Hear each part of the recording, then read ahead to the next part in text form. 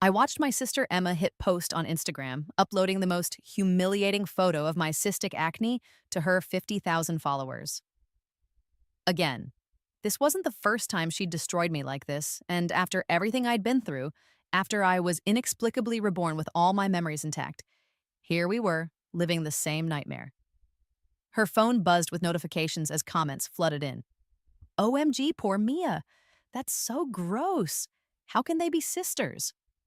My heart hammered against my ribs, that familiar cocktail of rage and humiliation burning through my veins.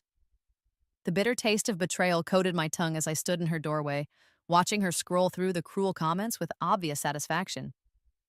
Oops, Emma said, not looking up from her phone. Her voice dripped with fake concern. My finger slipped. Sorry, sis. The lie hung between us like poison. I remembered this exact moment from my first life. The photo that sent me spiraling into depression, the comments that made me drop out of college, the shame that eventually killed me at 25 when I overdosed on the acne medication that had destroyed my liver. But this time, I wasn't the broken 17-year-old who would spend the next 8 years hiding from the world. This time, I had a plan. It's okay, I said quietly, my voice steady, despite the inferno raging inside me. Accidents happen. Emma's perfectly contoured eyebrows shot up. She'd expected tears, screaming, maybe another suicide attempt like last time. My calm reaction clearly unsettled her. You're not mad? She pressed, finally looking at me. Her green eyes, the same color as mine but unmarred by the angry red cysts covering my cheeks, searched my face for cracks in my composure. Why would I be mad? I smiled, the expression feeling foreign on my ravaged face. It's just a photo. The confusion flickering across her features was delicious. In my previous life, this moment had broken me. Now it was just data. Confirmation that my own sister was my greatest enemy, willing to destroy me for social media clout. I turned to leave and then paused. By the way, Emma, Dr. Reynolds called. Your dermatology appointment next week? He had to cancel. Her face went pale. Dr. Reynolds was the exclusive dermatologist to the stars, the one who kept Emma's skin flawless with monthly treatments she couldn't afford on her influencer income. The appointments our parents paid for because Emma was the investment, the pretty daughter with potential. What? Why? Panic crept into her voice. Something about reviewing his patient list, I said with a shrug. He said he'd be in touch. I walked away before she could respond, leaving her to frantically call Dr. Reynolds' office. What she'd discover was that his practice had been bought out by a private cosmetics research company. What she wouldn't discover, yet, was that I'd spent my last life's death settlement money buying a controlling stake in that company. The first domino had fallen. Back in my room, I pulled out the burner phone I'd bought with cash. The same way I'd bought the cryptocurrency wallets, the offshore accounts, and the shell companies. Being reborn with 8 years of painful hindsight had its advantages. I scrolled to a contact labeled ML. Melissa Laurent, the pharmaceutical genius who'd invented the acne treatment that had saved thousands of teenagers but killed me through liver toxicity. In my first life, I'd never met her. This time, I'd spent months tracking her down through academic papers and medical journals. Miss Laurent, I said when she answered, this is Mia Chen. We spoke last month about the liver toxicity issues with your compound. Ah, yes, the teenager with the detailed medical records. Melissa's French accent was warm but cautious. You said you had a proposal. I do. I want to fund your research into a safer version.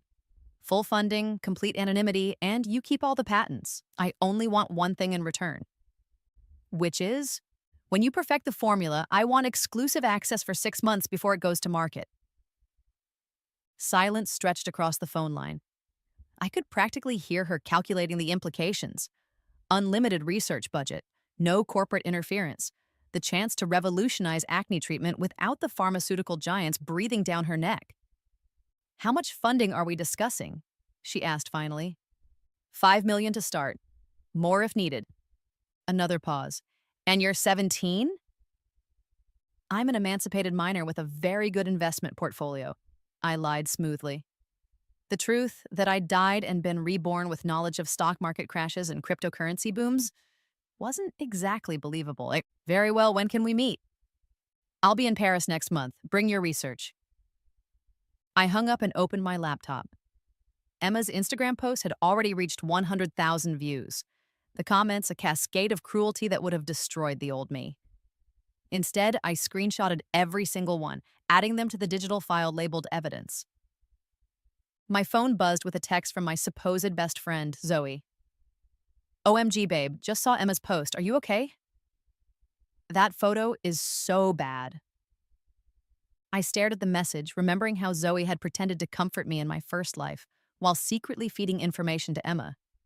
How she'd encouraged my isolation, convinced me I was too hideous to be seen in public, all while positioning herself as the loyal friend by my side. I'm fine, I typed back. Just embarrassed. Think I'll stay home from school tomorrow. Good idea. You should definitely lay low until this blows over. Maybe skip the winter formal too. I'll keep you company. The manipulation was so transparent, it almost made me laugh. Zoe wanted me to skip the formal because she'd been hoping to go with Marcus Webb, the boy who'd been interested in me until Emma poisoned him against me with lies about my psychotic episodes. You're such a good friend, I replied, then immediately opened a new browser tab. I logged into the fake Instagram account I'd created, Clear Skin Journey, and uploaded my first post. It was the same photo Emma had shared, but this time with my own caption, Day 1 of my skin journey. If you're struggling with cystic acne like me, you're not alone. Follow along as I document my healing process. #RealSkin acne positivity #skin journey. Within an hour, the post had 1,000 likes and hundreds of supportive comments. I'd learned something in my research that Emma never understood. Vulnerability, when wielded correctly, was power. The next week brought the first test of my new strategy.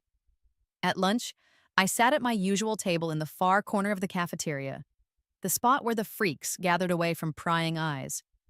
Except today, I didn't hide behind my hair or keep my head down. Mia? Zoe slid into the seat across from me, her face the picture of concern. How are you holding up?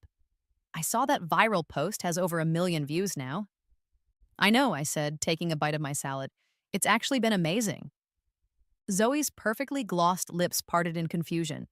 Amazing. The response to my skin positivity post has been incredible. I've gained 20,000 followers just this week. Her eyes narrowed slightly. You posted more photos? Daily updates. People love authentic content. I showed her my phone screen where my latest post, a makeup-free selfie with detailed skincare routine notes, had 50,000 likes. Turns out Emma did me a favor. That's great, Zoe stammered, though her tone suggested anything but. But don't you think you're putting yourself out there a little too much? People can be cruel online. Some can, I agreed, but most have been incredibly supportive. I've already had 3 skincare brands reach out about partnerships. The lie rolled off my tongue easily. There had been no brand outreach yet, but there would be. I was building something bigger than Zoe's small mind could comprehend. Partnerships? Her voice pitched higher. But your skin will be my greatest asset, I finished. Authenticity sells, Zoe. People are tired of perfect influencers selling products that don't work. They want real stories, real struggles, real results.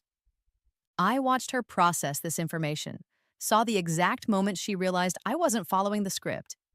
In my first life, I'd spent this lunch crying into my sandwich, while she rubbed my back and told me how brave I was for showing my face in public. Now I was rewriting the narrative, and she had no idea how to respond. I should go, she said abruptly, standing with her untouched tray. I have student council stuff. Of course, I smiled sweetly. Say hi to Marcus for me. Her face flushed red. What's that supposed to mean? Nothing. Just that I know you two have been spending a lot of time together planning the winter formal. It's nice that you're helping him with the decorations. Another lie, but one based on future knowledge. In my first life, Zoe had convinced Marcus to ask her to the formal after filling his head with stories about my mental instability. This time, I was planting different seeds. She hurried away without another word, leaving me alone to savor my small victory. Across the cafeteria, I caught sight of Emma holding court at the popular table, regaling her friends with some story that had them all laughing. She glanced my way once, and I raised my hand in a small wave. Her laughter died instantly. That afternoon, I had my weekly appointment with Dr. Kim, the dermatologist my parents had finally agreed to take me to after Emma's public humiliation. The office smelled like antiseptic and false hope, the same smell that had haunted me through dozens of failed treatments in my first life. The isotretinoin isn't showing the results we'd hoped for, Dr. Kim said, studying my chart with a frown. Your case is quite severe. We might need to explore more aggressive options. I nodded along, letting him explain the various treatments we could try, all of which I knew would fail spectacularly and leave me worse off than before. In my first life, I'd been desperate enough to try anything. This time, I was just buying time. I'd like to hold off on any new treatments for now, I said finally. I'm interested in exploring a more holistic approach first. Dr. Kim's eyebrows shot up. Holistic? Miss Chen, I understand the appeal of natural remedies, but your condition requires medical intervention. The longer we wait, the more data I'll have, I interrupted. I'm documenting my skin journey on social media, and I want to establish a clear baseline before introducing new variables. It was medical nonsense, but delivered with enough confidence to give him pause. Teenagers didn't usually speak in clinical terms. I see, he said slowly, and your parents have approved this documentation? They're very supportive of my advocacy work, I lied. My parents barely looked at me these days, too busy managing Emma's burgeoning influencer career to notice their other daughter's existence. Very well, we'll schedule a follow-up in 6 weeks, but if your condition worsens, you'll be the first to know, I promised, already standing to leave. Outside the medical building, I pulled out my phone and posted another update. This one was a video of me walking to my car, talking candidly about the pressure teenagers face to fix their skin with harsh medications. Within minutes, the comments were pouring in. Hundreds of young people sharing their own stories of medical trauma and pharmaceutical side effects. I wasn't just building a following anymore, I was building an army. The winter formal was held at the downtown Marriott, a glittering affair that represented everything the popular kids thought mattered. I arrived fashionably late, my emerald green dress hugging curves I'd developed since my rebirth. Curves that hadn't existed in my first life when malnutrition from depression had left me skeletal. The gasps that followed my entrance weren't from horror this time, they were from shock. Not because I looked beautiful, my acne was still angry and prominent, but because I looked confident.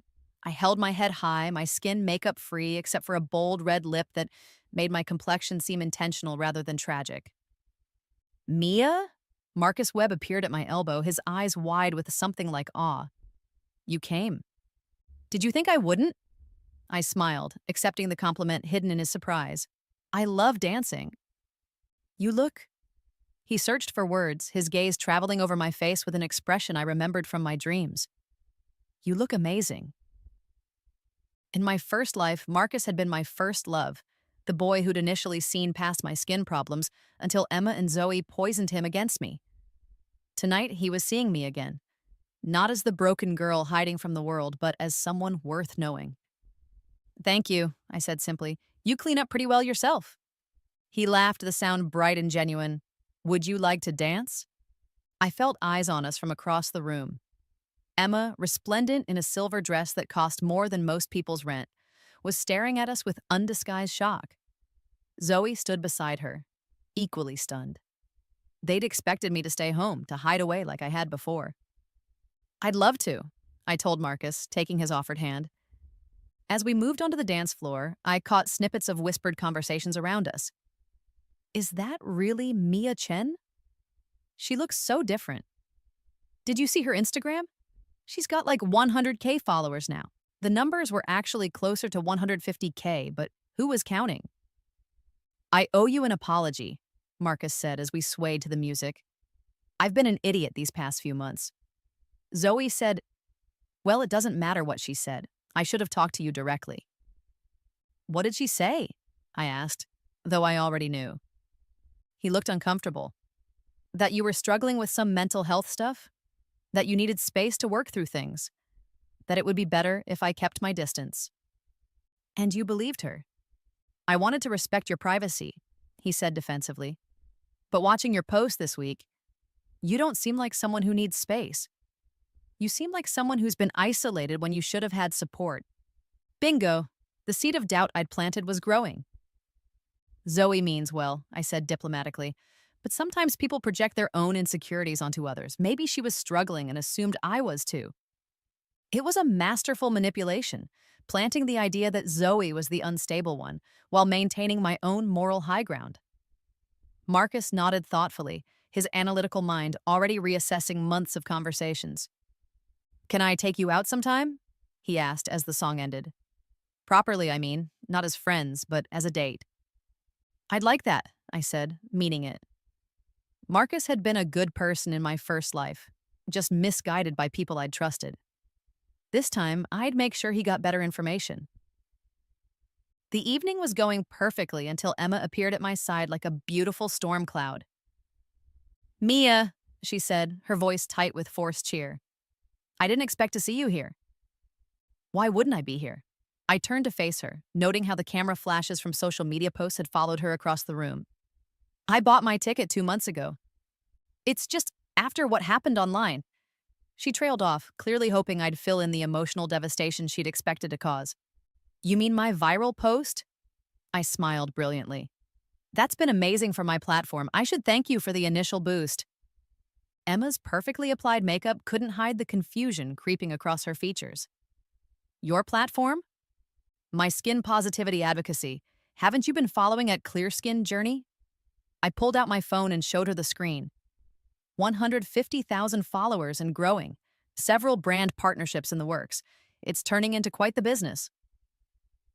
I watched her scroll through my posts, her expression shifting from confusion to alarm as she realized what she was seeing. This wasn't the devastated little sister she'd tried to destroy. This was a competitor entering her market with a more authentic story and better engagement rates. She struggled for words. This is my thing. Influencing is my career. There's room for everyone, I said sweetly. Though I think our target demographics are different. Your audience wants perfection and aspiration. Mine wants authenticity and transformation. Transformation? Her voice cracked slightly. I'm working with some incredible researchers on revolutionary skincare technology. In 6 months, my skin is going to be completely clear. My followers are going to witness the entire journey from start to finish. I leaned closer, lowering my voice. Imagine the brand deals when I can prove that my recommendations actually work. The color drained from Emma's face as she processed the implications. She'd built her entire brand on genetic lottery winnings. Perfect skin, perfect hair, perfect bone structure. But I was building something bigger. A transformation story that would inspire millions and position me as an expert in the field she'd never bothered to understand. You can't just steal my career, she hissed, her mask slipping completely. I'm not stealing anything, I replied calmly. I'm creating my own path, just like you did when you posted that photo without my permission. Her eyes widened as she realized I knew exactly what she'd done. In her mind, she'd been dealing with a broken, naive little sister. She was just now understanding that she'd been playing chess with someone who knew all her moves in advance. I need to use the restroom, she said abruptly, fleeing toward the hotel lobby. Marcus had been watching our exchange with growing interest. What was that about? Sister stuff, I said with a shrug. You know how it is with family. But through the ballroom's glass doors, I could see Emma pacing frantically while making phone calls. Probably to Zoe, possibly to our parents, definitely to someone who could help her figure out how her carefully orchestrated revenge had backfired so spectacularly. Phase 2 was about to begin. The Monday after the formal brought Emma's counterattack. I found her in the kitchen before school, her laptop open to a document that made my blood sing with vindication. She was writing a blog post titled, When Family Betrays You, My Sister's Mental Health Crisis. Working on something? I asked innocently, pouring myself coffee while reading over her shoulder. She slammed the laptop shut. It's nothing. Looked like a very personal essay, I pressed. Something about mental health. If you must know, I'm trying to help you, she snapped. People are starting to think your whole skin positivity thing is some kind of scam. I'm explaining that you're going through a difficult time and might not be thinking clearly. There it was, the narrative I'd been expecting. When direct humiliation failed, Emma always pivoted to concerned trolling. Make me look unstable, unreliable, someone whose success couldn't be trusted. That's so thoughtful, I said, my voice dripping with gratitude. You're really looking out for me. Her eyes narrowed at my tone. I am. Someone has to.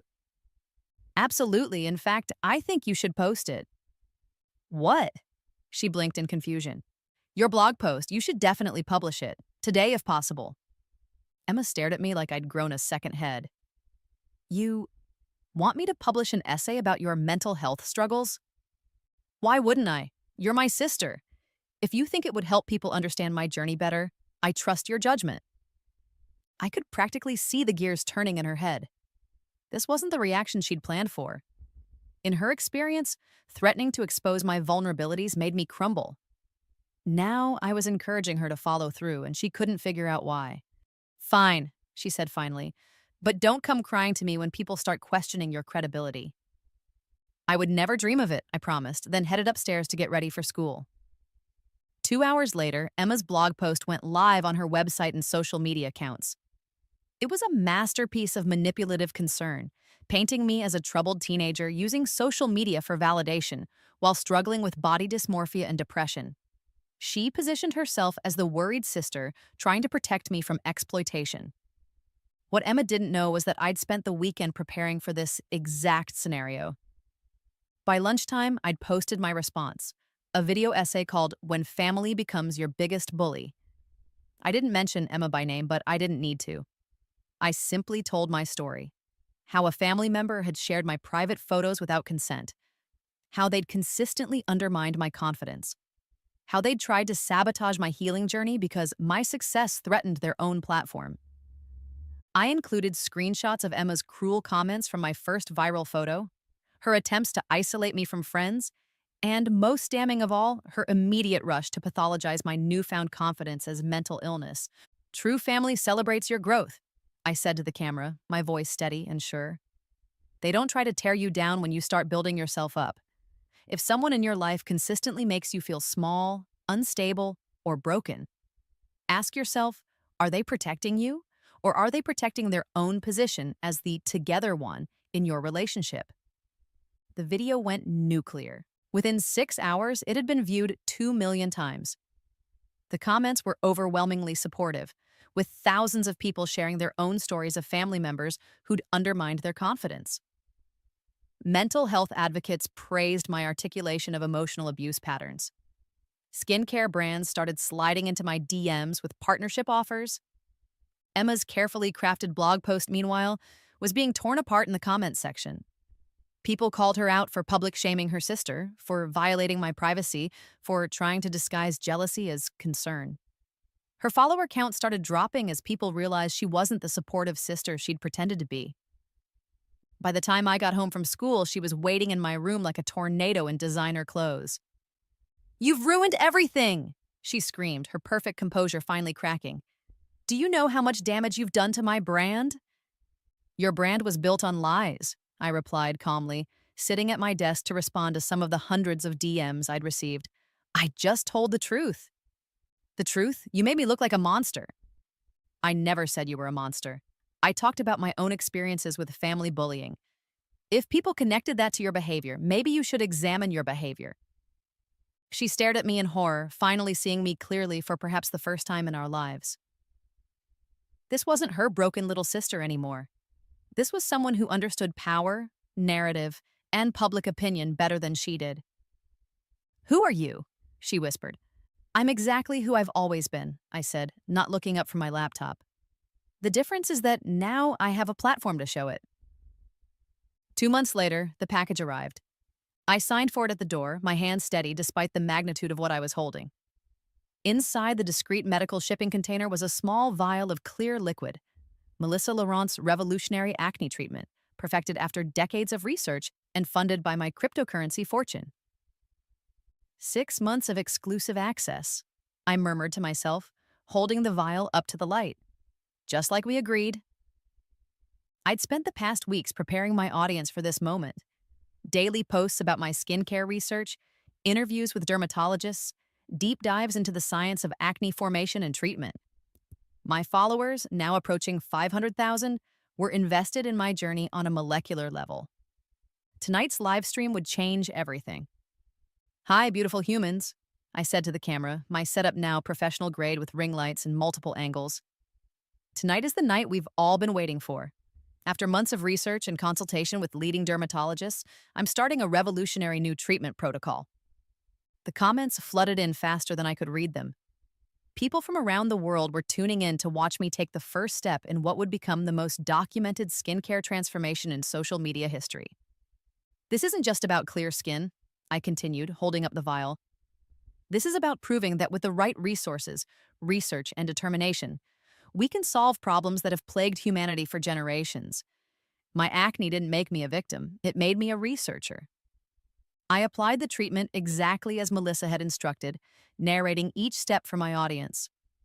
The sensation was unlike anything I'd experienced, a gentle tingling that spoke of cellular regeneration happening in real time. Results should be visible within 72 hours, I told the camera, but the real transformation will happen over the next 6 months. By the time this treatment is available to the public, you'll have witnessed every step of its development through my skin. What I didn't mention was the second vial in my desk drawer, the one marked Day 90 Accelerator, that would speed my results for maximum visual impact. Melissa had developed it specifically for my documentation needs, understanding that my platform could launch her treatment into the stratosphere. The live stream ended with over 100,000 viewers and a promise to document every single day of my transformation. But the real victory came the next morning when I found Emma in the kitchen reading an article on her phone. Teen acne activist partners with revolutionary researcher.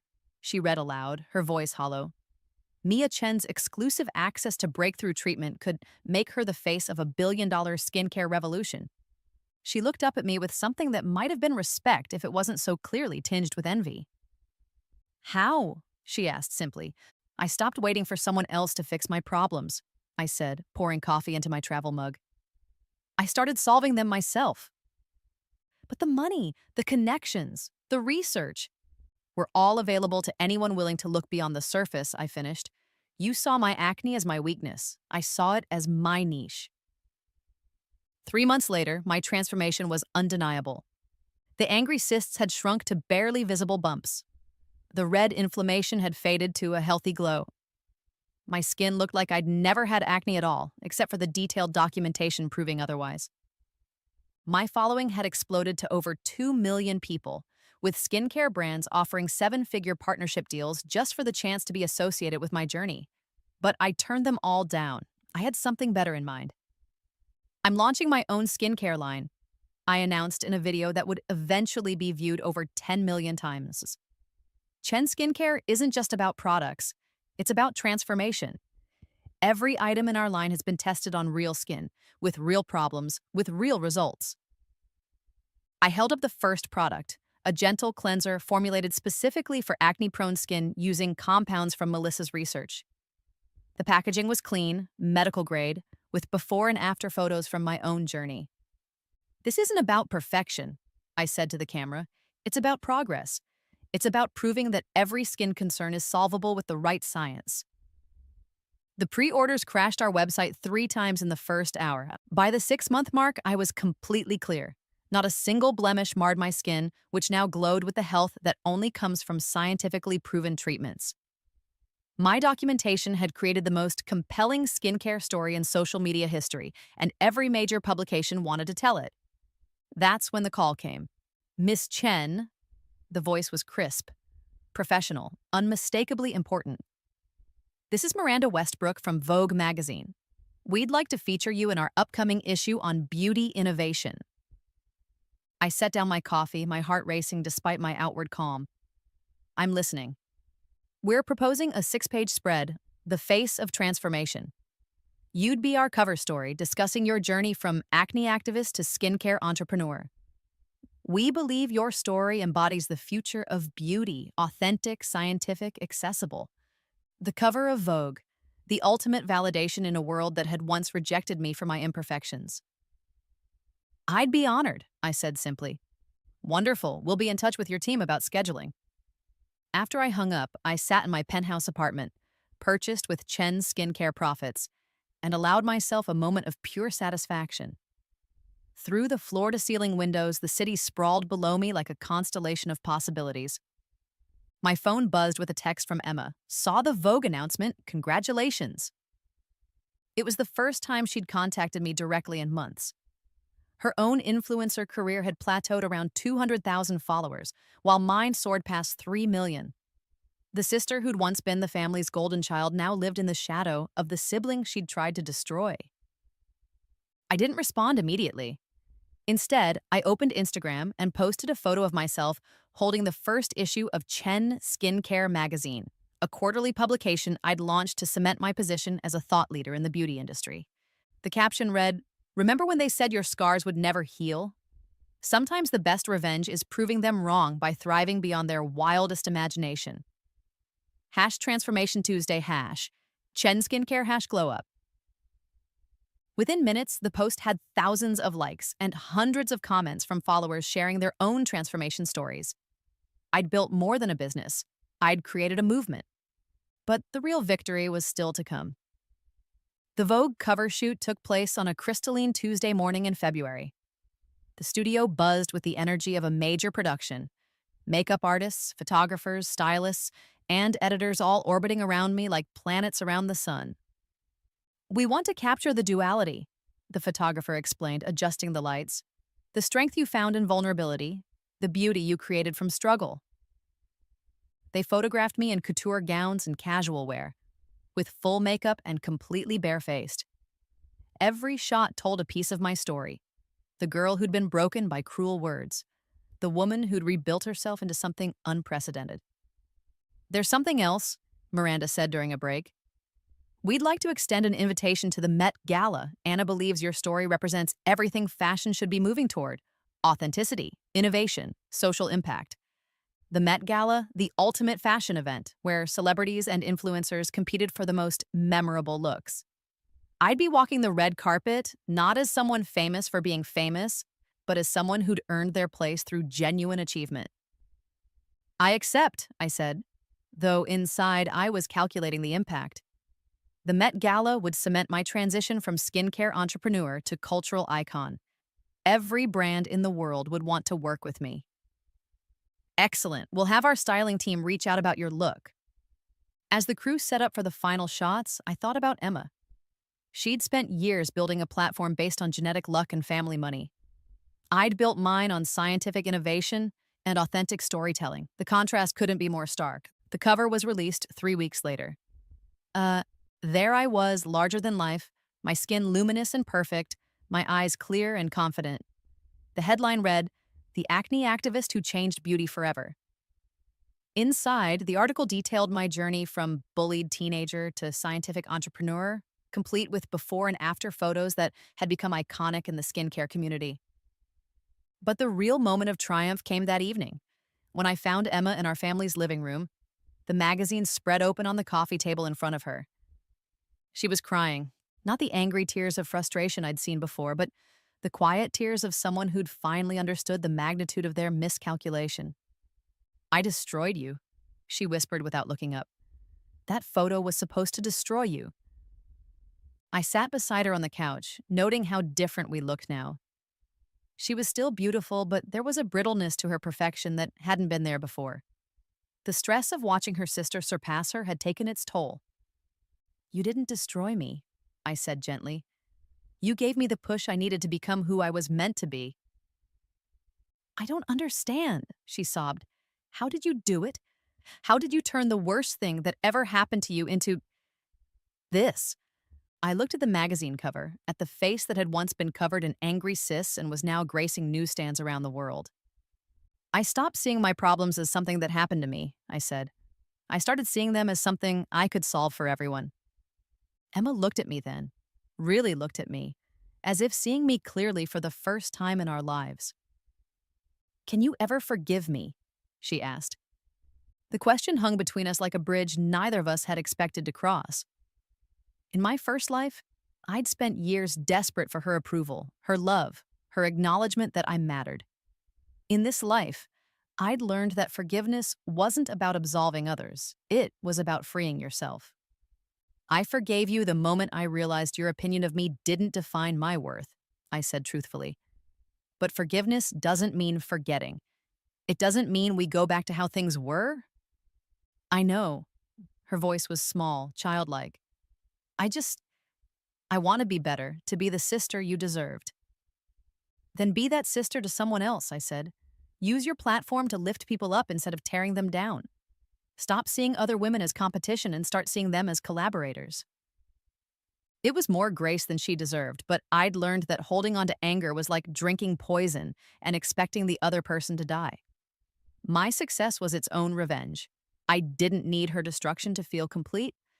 6 months later, I walked the Met Gala red carpet in a custom gown designed to look like a scientific molecular structure. The metaphor was perfect. Beauty created through precise understanding of natural processes. The theme was innovation in beauty, and I was the poster child for transformation through science. Photographers shouted my name, reporters fought for interviews, and social media exploded with coverage of my look. But the moment that made everything worthwhile came when I spotted a young girl in the crowd, maybe 16. Her face covered in the same angry cysts that had once defined my existence. She was holding a sign that read, "Thank you for showing us that beautiful comes in every form." I walked over to her, breaking protocol completely. "What's your name?" I asked. "Sarah," she whispered, tears streaming down her face. "I've been following your journey since the beginning. Your posts saved my life." "You saved your own life by choosing to see yourself as worthy of love," I told her.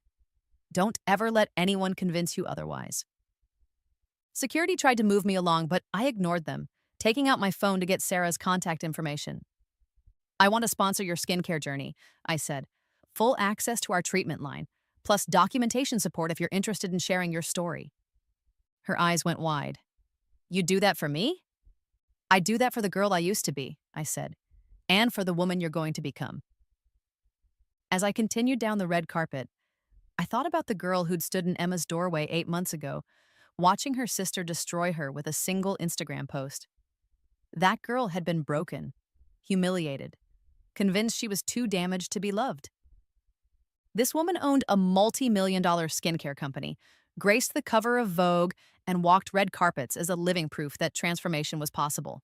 But more importantly, she'd learned that the best revenge wasn't destruction. It was elevation. I'd let Emma post that photo because I knew something she didn't. Sometimes the worst thing that happens to you becomes the best thing that ever happened to you, if you're brave enough to rewrite the story. The acne that was supposed to make me unmarriageable had made me unforgettable. The sister who tried to destroy me had actually freed me to become everything she'd never imagined I could be. And as the cameras flashed and the world watched, I smiled with the confidence of someone who'd learned the ultimate truth. You can't dim another woman's light without creating shadows for yourself to hide in. I was done hiding. I was done being small. I was done letting other people define my worth. I was Mia Chen, the acne activist who'd become the face of transformation itself. And this was only the beginning.